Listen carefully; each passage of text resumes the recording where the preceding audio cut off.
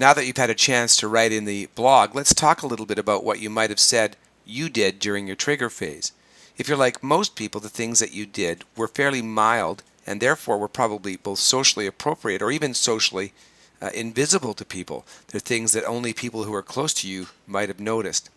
Often people report physiological responses like flushed skin or gritting their teeth. Maybe they have a vein that shows up on their forehead. Maybe they have muscle tension in their neck or their jaw or in their spine, their back.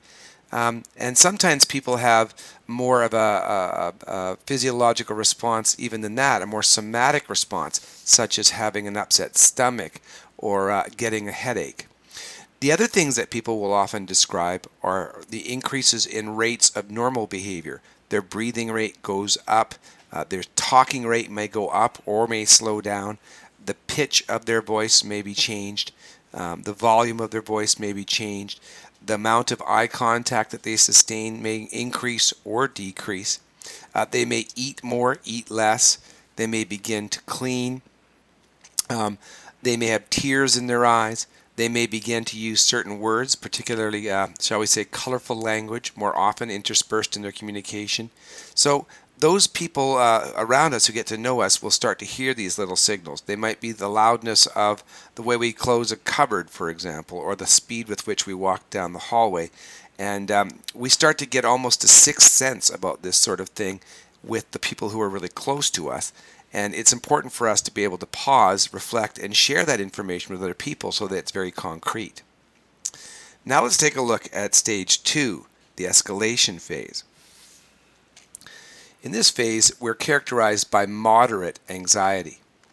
And this is where we start to see visible signs of being upset that almost anybody would recognize. And there are certain ones that are very socially normal, such as talking very loudly, using certain forms of speech, slamming objects around, walking very quickly, and we're going to talk about other ones as time passes here. We normally see in this stage a quick change in behavior. This escalation phase represents a fairly rapid change from a calm person to a person who is agitated, and there's a high amount of change within that stage. It's not just that it happens quickly, but we see quite a transformation.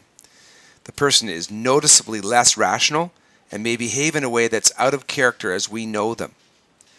It can usually last for seconds, minutes, or hours, whereas our first phase could have lasted for minutes, weeks, or even months.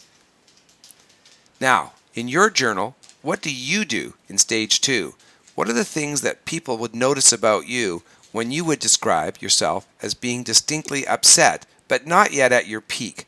My guess is that these are the sorts of behaviors you might not be as proud to put up on a blog, but put up the ones you think you can. And that's why I mentioned earlier that these are behaviors where people start to later on regret and perhaps feel that they've embarrassed themselves. Whereas with our mild anxiety level behaviors, we tend to do things that don't stand out as much.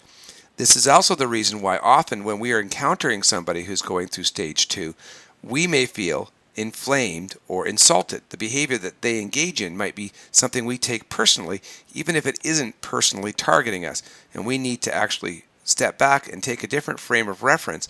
And as odd as it might sound, recognize that the person in the escalation phase is giving us an opportunity to recognize their behavior while it's still manageable, instead of when they're at their absolute peak. So take a few moments and write down your behaviors for stage 2 in the blog.